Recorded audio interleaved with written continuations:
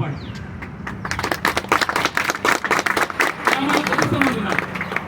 कारण इथली राजकीय मानसिकता त्यांना माहिती आहे. विद्यार्थ्यांच्या सोबत जीवासोबत खेळलं की येणाऱ्या काळामध्ये 2 महिन्यामध्ये या ठिकाणी आचारसंहिता लागू होते.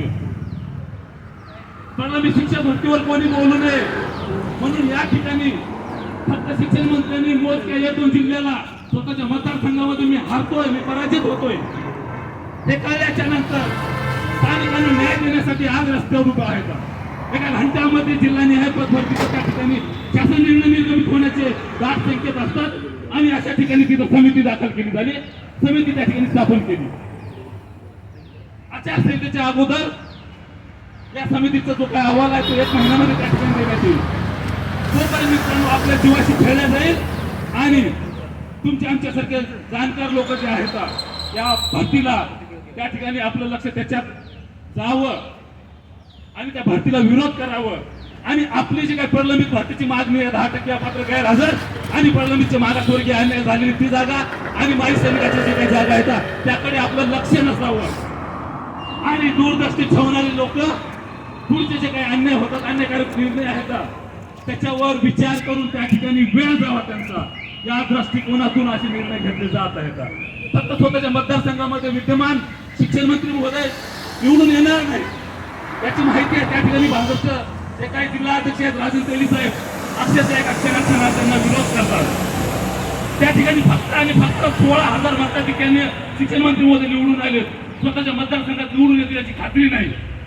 म्हणून असे काहीतरी स्वतःचा मतदारसंघ वाचवण्यासाठी राज्यातील अभियोगाधारकाला वेटीस धरायचं ते दृष्टिकोन डोळ्याच्या समोर ठेवून, इलेक्शन डोळ्याच्या समोर ठेवून निवडणूक जिंकण्यासाठी वाटेल ते करायचं अशा आशयाचे या ठिकाणी धोरण राबवले जात आहेत. यामध्ये आपण राज्यातील अभियोगाधारक आपल्या सगळ्यांची जात एक आहे.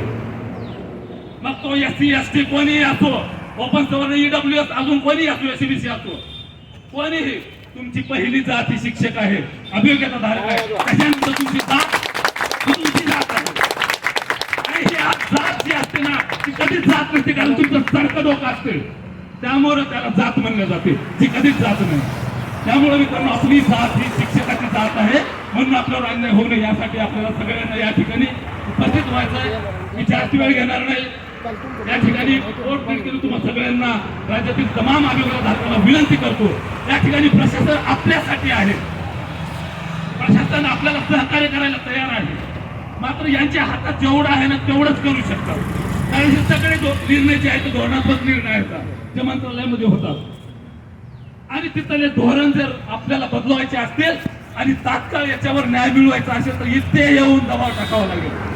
या ठिकाणी तुम्ही हजाराच्या संख्येने उपस्थित झालात तर 100% त्या ठिकाणी न्याय मिळेल आणि तुमचं जे काही शिक्षक होण्याचं स्वप्न आहे, जे आपली शिक्षकाची जात आहे, जे आपल्या डोक्यावर माती कलंक लावलेला आहे जेव्हा आपण DED केलं तेव्हापासून ते पुसल्या जाईल आणि पर्यायानं राज्यातील तमाम गोरगरीब वंचित तांडापाड्यावर उपस्थित असलेले काही पाल्य आहेत, पालक आहेत, यांच्या पालकांच्या पाल्यांना शिक्षक त्या ठिकाणी मिळतील आणि तेव्हा कुठं समान अधिकार जो आहे RT ऍक्टचं जे त्या ठिकाणी उल्लंघन होणार नाही आणि शिक्षणाची खऱ्या अर्थानं गंगा त्या ठिकाणी जाईल खेडोपाड्यामध्ये आणि त्यांना संधी देण्याचं काम, त्यांना न्याय देण्याचं काम आपल्याला शिक्षक म्हणून करायचं आहे. ताकी रस्त्यावर या फुटपाथवर आपलं आयुष्य झिजवायचं नाही.